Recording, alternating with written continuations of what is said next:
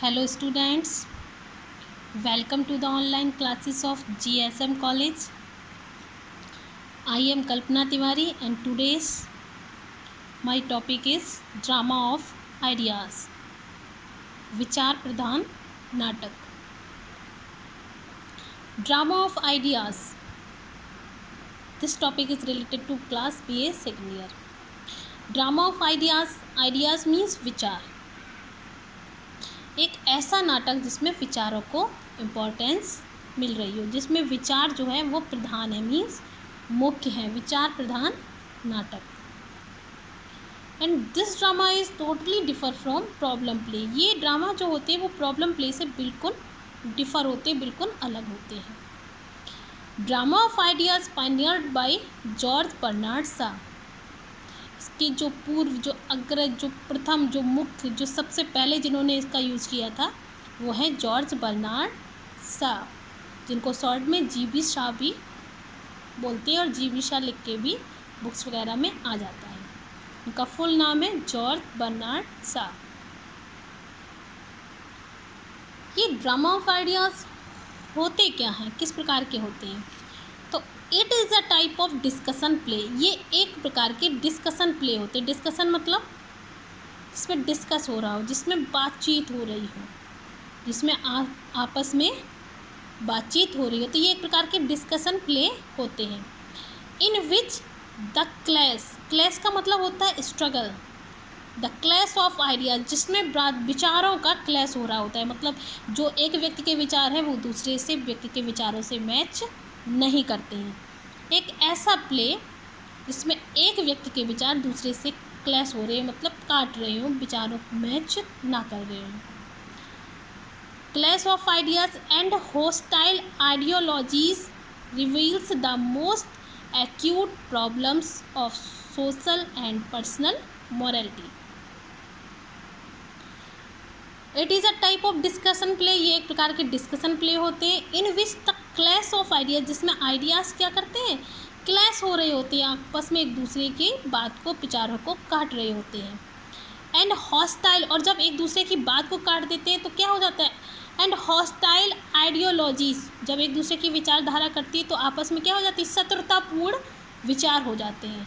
मतलब अगर एक विचार किसी को पसंद नहीं आया तो दूसरे को उसके विचार ऑटोमेटिक पसंद नहीं आते, तो आपस में क्या होती है, विचारों में शत्रुता हो जाती है. ऐसा मोस्टली होता है, ऐसा मोस्टली हम लोगों की लाइफ में भी होता है कि जब हमारे विचार एक दूसरे से मैच नहीं करते हैं तो क्या होता है, सामने वाले का विचार ठीक भी है तो हम लोग उसको जानबूझ के उसके विचार को एक्सेप्ट नहीं कर पाते हैं. तो इसी को बोलते हैं हॉस्टाइल आइडियोलॉजीज. रिवील्स मतलब प्रदर्शित करती है द मोस्ट एक्यूट का मतलब होता है तीव्र, फास्ट. इससे क्या होता है, बहुत तीव्र फास्ट प्रॉब्लम्स क्रिएट हो जाती हैं. सोशल, सामाजिक तौर पे, और पर्सनल मोरालिटी, एक पर्सनल तौर पर, एक सामाजिक तौर पर क्या होती है, एक प्रॉब्लम्स क्रिएट होने लगती हैं.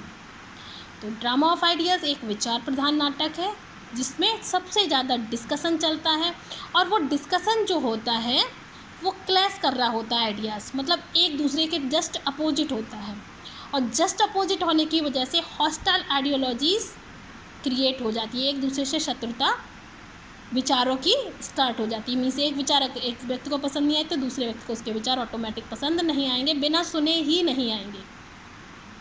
उससे क्या होता है, एक्यूट प्रॉब्लम्स क्रिएट होती हैं, बहुत तीव्रता से प्रॉब्लम्स उत्पन्न होने लगती हैं, और सोशल एंड पर्सनल तौर पे और सामाजिक तौर पे भी वो प्रॉब्लम्स क्रिएट होने लगती हैं. नेक्स्ट पॉइंट है, in drama of ideas there is a little action but discussion. Common सी बात है, ड्रामा ऑफ आइडियाज़ के नाम से ही लग रहा है कि इसमें जो सर्वप्रमुख है वो क्या है, ideas. In drama of ideas plays main part. Drama of ideas में आइडियाज़ जो होते हैं वो प्ले करते हैं मैन पार्ट, वही मैन रोल प्ले करते हैं कौन, ideas. There is a little action, बहुत ही कम एक्शन होता है, बट डिस्कशन सबसे ज़्यादा चलता है, और एक्शन इसमें बिल्कुल भी नहीं होता है, बस बातचीत ही होती रहती है एक दूसरे की. इसमें एक्शन कम होता है और डिस्कशन सबसे ज़्यादा होता है. Characters are only the vehicles of ideas. जो करेक्टर्स होते हैं और ओनली द व्हीकल बन के रह जाते हैं, एक वाहन बन के रहते हैं आइडियाज़ की। मीन्स जो करेक्टर्स होते हैं वो आइडियाज़ के अकॉर्डिंग चलते हैं, बस डिस्कशन चलता रहता है, किसी का कोई एक्ट नहीं होता है, आपस में क्लैश होता रहता है विचारधाराओं का। इसका एम क्या था, ड्रामा ऑफ आइडियाज़ लिखने का क्या एम था? The aim of drama of ideas is to educate people through entertainment. इसका मतलब ये था, बर्नार्ड शॉ ये चाहते थे कि to educate people through entertainment, वो एजुकेट करना चाहते थे पीपल को, वो लोगों को बताना चाहते थे थ्रू मीन्स के माध्यम से, एंटरटेनमेंट, वो मनोरंजन के माध्यम से, वो बातचीत के माध्यम से लोगों को एजुकेट करना चाहते थे, लोगों को बताना चाहते थे what is going on in the society, कि सोसाइटी में क्या घटित हो रहा है, क्या चल रहा है, क्या वर्चू है, क्या वाइसेस हैं, क्या अच्छाइयाँ हैं, क्या बुराइयाँ हैं, उनके बारे में इंटरटेनमेंट के माध्यम से लोगों को एजुकेट करना चाहते थे। Bernard Shaw wrote dramas. Bernard Shaw ने बहुत सारे ड्रामाज लिखे हैं, जिनमें एक है विडोवर्स हाउस, जिसमें क्या है, एक है विडोवर्स हाउस। इस विडोवर्स हाउस में ही emphasized social and economic issues instead of romance.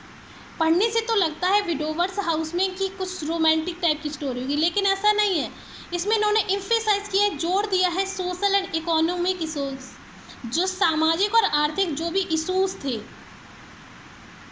जो भी जरिया थे आइडियाज़ के, उनका उन्होंने डिस्कशन किया है। Arms and the man his most famous play. Arms and the man का बहुत अच्छा प्ले है और ये मेरा पढ़ा हुआ भी है।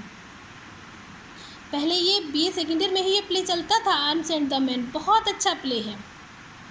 और कैंडिडा भी most famous play. Man and Superman and the doctors dilemma. Arms and the man, Candida and ये डॉक्टर्स डायलेमा जो है, ये सारे क्या हैं, ये इनके ड्रामा ऑफ आइडियाज़ के प्लेस हैं।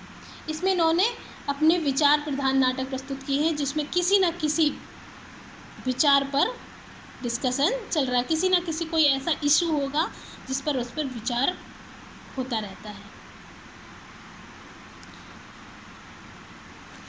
इसके बाद आते हैं Heinrich Ibsen.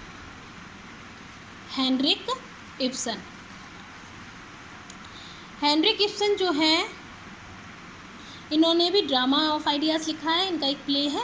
He is also a dramatist of ideas. Henrik Ibsen is also a dramatist of ideas. Henrik Ibsen को भी ड्रामेटिस्ट, नाटककार माना जाता है आइडियाज़ का। He wrote A Doll's House. इन्होंने एक अ डॉल्स हाउस प्ले लिखा है। अ डॉल्स हाउस प्ले क्या होता है, इसमें इन्होंने एक्सपोज किया है हिप्रोक्रेसी ऑफ फैमिली रिलेशनशिप को। अ डॉल्स हाउस में इनकी एक स्टोरी है जो मैं आपको थोड़ी सी बताती हूँ। अ डॉल्स हाउस में क्या होता है कि हिप्रोक्रेसी ऑफ फैमिली रिलेशनशिप को इन्होंने डिस्कस किया है। एक फैमिली रिलेशनशिप में जो पाखंड टाइप का जो एक धारणा बना ली जाती है, उस पर इन्होंने डिस्कशन किया है।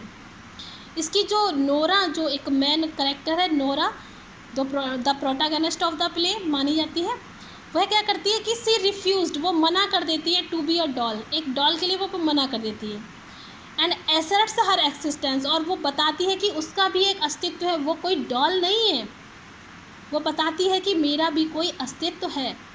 इसमें ये बताया जा रहा है कि महिला जो है वो कोई डॉल नहीं है, उसका भी अपना एक अस्तित्व है। और वो क्या करती है, लीव हर हस्बैंड्स हाउस, वो अपने हस्बैंड के हाउस को छोड़ देती है। और क्या करती है, she wants to be economically independent, और फिर वो चाहती है कि वो इकोनॉमिकली इंडिपेंडेंट हो जाए, कि वो आर्थिक रूप से अपने ऊपर निर्भर रहे, आत्मनिर्भर बने, वो ये चाहती है और ऐसा वो करके भी दिखाती है। इसमें क्या होते हैं, विचार क्या होते हैं, एक दूसरे के अलग हैं। उसकी फैमिली के जो विचारधारा है वो अलग हो जाती है और नोरा की विचारधारा जो है वो अलग हो जाती है। तो जो मेन पॉइंट है ड्रामा ऑफ आइडियाज़ में समझने का, वो बस यही है कि इसमें आइडियाज़ जो होते हैं वो मेन पार्ट होते हैं, मेन रोल प्ले करते हैं।